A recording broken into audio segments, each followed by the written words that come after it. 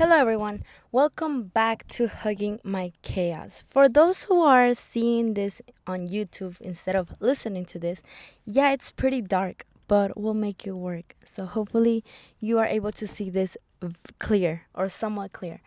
But today, I want to talk about the patterns of fears. And this season has been about finding your career path. But before identifying your career path, or before coming up with this season, I had to ask a lot of my friends what their greatest fears were when it came to choosing a career path. And surprisingly, I found out that most of us, myself included, well, I don't have it anymore because of this project that I'm doing, but most of us had similar fears. Our fears are the same.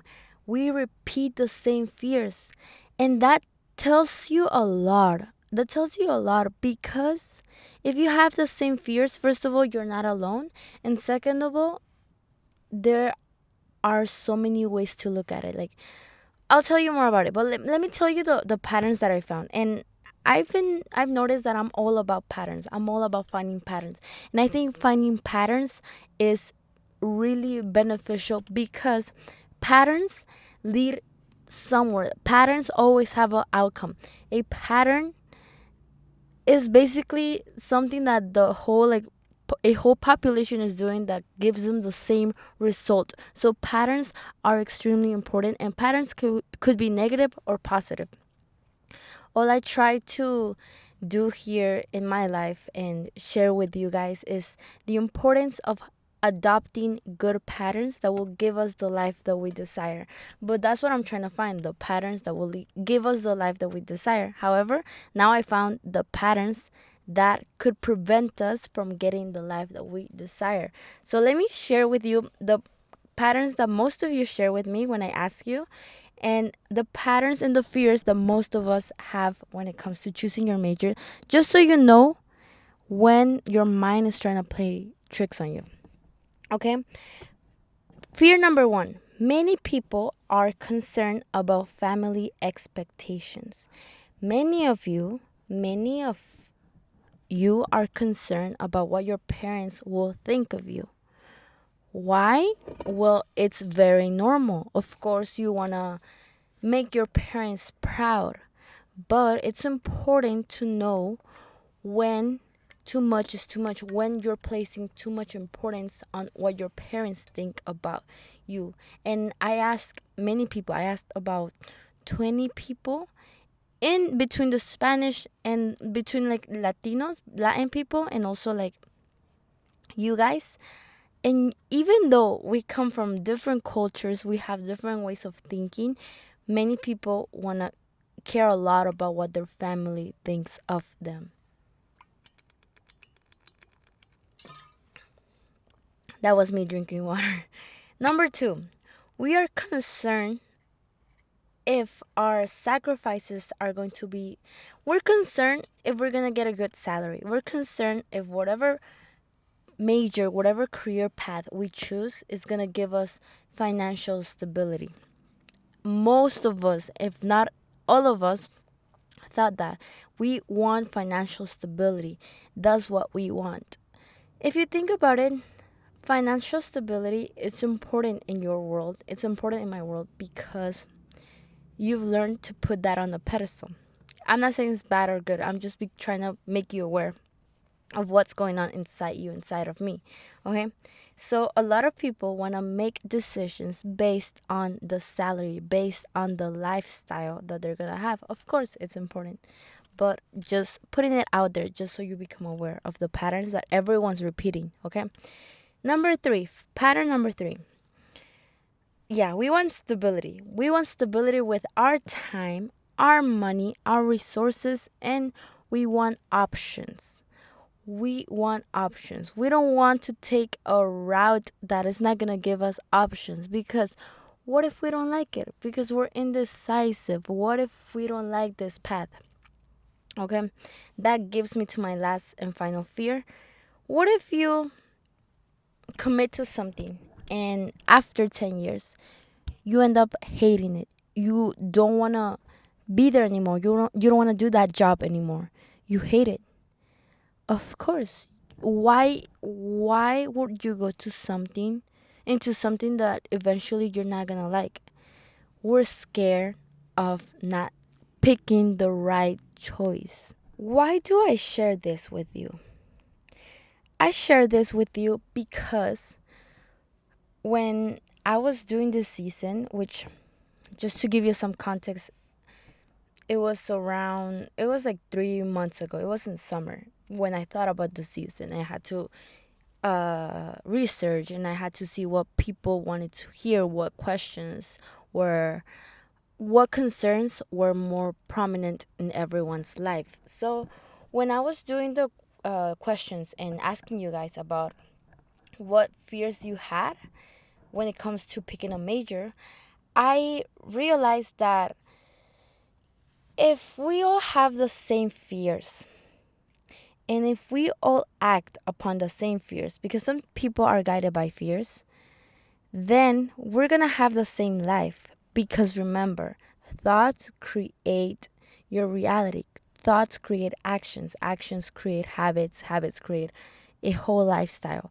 So if our thoughts come from fears and if our decisions come from fears, then our lifestyle is gonna be fear based. However, if everyone has the same fears, like we seen right now, even people from Mexico, even people from here, we share the same fears. If we all have the same fears and if we all act upon the same fears, we will become like everyone else that has the same fears. But basically, something that I learned from economics is that the more scarce something is, the more valuable it becomes. And this can be applied to the workforce, to the workplace, to everything. The more scarce you are, the more quote unquote unique you are, the more valuable you become as an individual. Why do I say this? I say this because if we have the same habits that everyone is having, we will have the same life that everyone has. And if you really think about it, how do you expect yourself to live differently if you do the same things as others? How do you expect yourself to have a different life, to be on the hashtag top 5% when you live like the 95% of people? You can't. It just doesn't add up. It's simple logic. You cannot live like the 5% of people, of individuals in the society, if your habits are from the 95% of the population. And this brings me back to my point of fear. If you have the same fears, we already established that we have the same fears as everyone else. But if you act upon the same fears that everyone is acting upon, then you'll become part of the 95% of people. Part of the 95% of the individuals who are following their fears, because your fears are not common. Everyone has those fears. That's why I'm sharing this with you. I want you to see the patterns. That's what made me kind of scared when I was interviewing you guys, because I had the same fears and I was like, dude, I don't want to become like the 95% of people. But at the same time, I don't want you guys to become like the 95% of people. You cannot stay trapped in your fears. You cannot. And I'm not saying that your fears are invalid. I'm not saying that. Your fears are totally valid. But what I've noticed is that our fears, come from a place of anxiety, of a place of trying to control every single thing, every single situation, trying to micromanage every aspect of your life. And that's impossible. Like, when I ask my friends this, we want to have the answers for everything. Are we going to have a good job? Are we going to have money? Are we going to have everything? We want everything at once. Are our parents going to like us? Is it going to meet all our needs? How are we sure? And of course, our anxiety rises up because we don't have we want to have everything figured out. But sad reality, you won't ever, ever, ever know everything about you. You won't ever know your whole path. You can have a vision, and visions are so important. I already talked about this in Instagram. I might talk about this in a future episode. You can have a vision, but you you don't know how the path you're gonna walk on. You don't know the challenges you're gonna face. You don't know that life is not gonna be the way you want it to be. And that's the beauty of it, the uncertainty. And we've become so accustomed to knowing to wanting to know how our life is gonna end, how our life is gonna become, the process is gonna be, how long is it gonna take, that we forget that life has a lot of uncertainty, has a lot of uncertainty. So yeah, your fears aren't common. You gotta take those fears off a pedestal. You gotta take them out. Look at them, see them, and take them off the pedestal, because everyone has it. Now, with that knowledge that you have, and with that knowledge that everyone has those same fears, you gotta be proactive. We got to be proactive. I read a while ago in the book by Dale Carnegie. I forgot the name, but it's basically how to stop worrying and like how to stop the anxiety. I didn't finish it though, but I read the first two good chapters, and it invited us to accept the worst case scenario. What I mean by this? I mean that pretend your fears are going to manifest. Pretend the worst things that you thought could happen are gonna happen in 10 years. Pretend that your parents are gonna disown you. Pretend that you are not gonna have any jobs. Pretend that you're not gonna make a lot of money. Why is this important? This sounds super counterintuitive, but why is this important? Because let's say that your fears manifest. What's the worst thing that can happen? Picture in your mind, see it in your mind. What's the worst thing that can happen? Okay, once you internalize it, accept it. Okay, this is the worst thing that can happen. What can I do from here to make my negative experience better? Let's say that your parents disown you. Let's say that your parents don't want to ever talk to you because you made a wrong decision, quote unquote, a wrong decision with your major. Okay, in 5 years, you're going to get kicked out of the house. Now, instead of worrying about fears that you can't control, use your fears, use your worry, use your preoccupation to your advantage. And basically, that's what the word preoccupation means, like preoccupating before taking action. Fears are a way. Fears could be a beautiful way to prevent things, not to get stuck on them and think about them 24/7. Use them as a prevention method. Let's say that your parents, like I was saying, let's say that your parents kick you out of the house, are gonna kick you out of the house in 5 years. What can you do now to make that experience less painful? I don't know. Maybe try to save up for money that you can use to buy yourself a small studio where you can at least survive. Try to look for resources. Where are you going to live? Look for those things that are going to make your negative experiences easier, because that reduces the anxiety level. Once you accept the worst case scenario, which may happen, because I'm not here to tell you that that's not going to happen to you. Those are valid fears. It may happen to you. You may have to struggle hard to eat one someday. Like, it may happen. Maybe that's the price you got to pay to follow your dreams, to follow your path, to follow your career path, to follow your choice that made sense to you at this moment. Maybe you're going to regret taking this career path, and in 10 years you're gonna regret it. Okay, accept it. It may happen, because you don't know what's gonna happen in 10 years. Accept it, internalize it. Know that it may happen. Have that in your mind, because that takes it off the pedestal. Once you know it's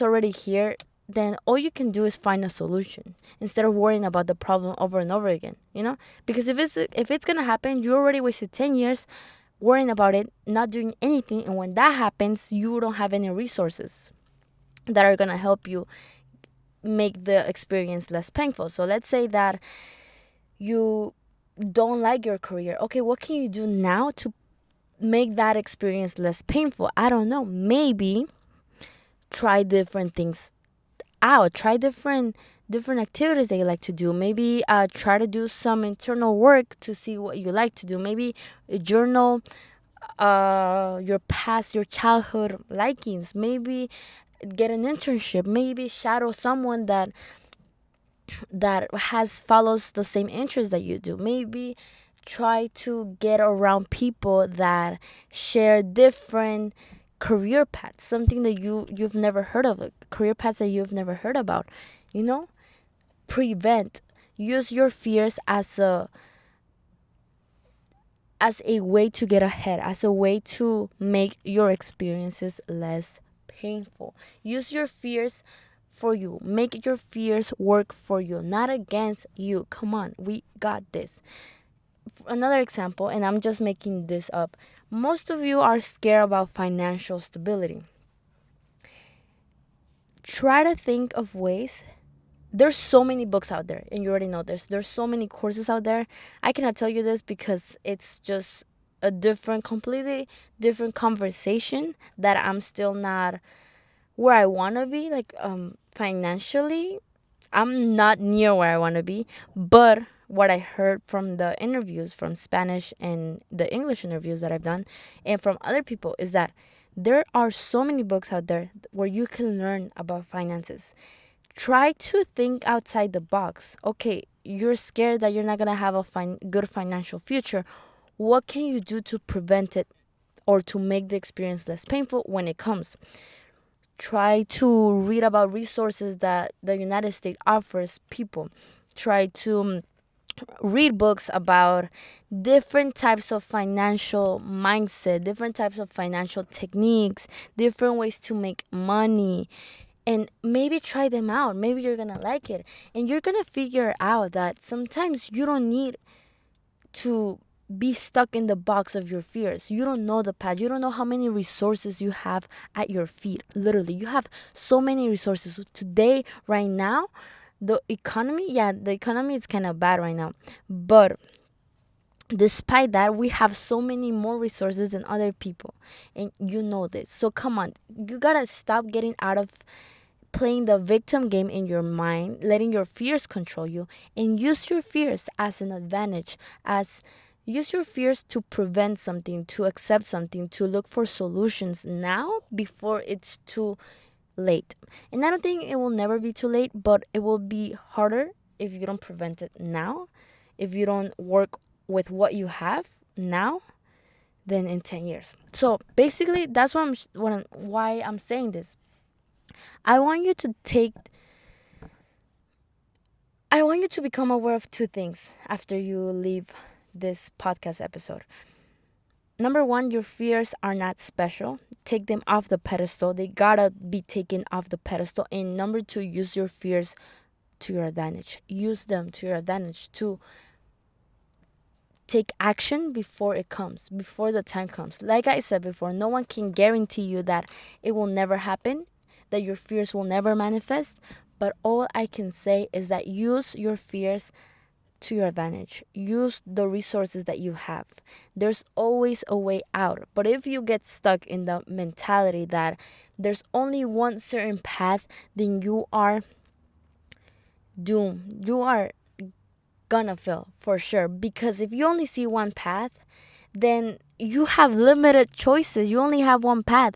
You won't be able to see that around you there's so many paths. There's so many ways to get to your goal, but you gotta try. You gotta look for the resources. Especially here, you have so many resources. We have so many resources that we cannot let our fears stop us. We cannot. So identify your fears. I want to share with you the fears that everyone has. Identify them, see which ones are really dumb and which ones you can work around, which ones you should start working around, which ones you should start finding the solutions to. Because I feel like sometimes fear comes from lack of information. lack of not knowing what's gonna happen, because you don't know, you haven't had the information. But the information can come from different things. It doesn't have to only come from experience, it can come from knowledge. So that's why I want to share the patterns. And with that being said, I'll see you next week, where we'll have a very, very interesting interview where you'll see and hear the price you gotta pay for following your dreams. And I'm gonna be interviewing a dancer that has followed his dreams, that follow his dreams. So make sure to tune to that episode. And we only have 3 more interviews to go. And after that, the season will be over, because I've been able to identify the patterns, and I hope you're able to identify them. Let's take them off the pedestal, because that will make your vision very, very clear. At least that's this is the halfway of the season. I'll see you in 3 weeks or 2 weeks, where I'll give you the conclusion, and I'll try to solidify all the questions that you guys have. And hopefully I can answer, or we can answer, all the questions, all the fears that we have. But at the end of the day, fears, we can't let them control us, okay? With that being said, take care. Hug that crazy chaos of yours. Take care. I love you. I'll see you next week. Bye bye.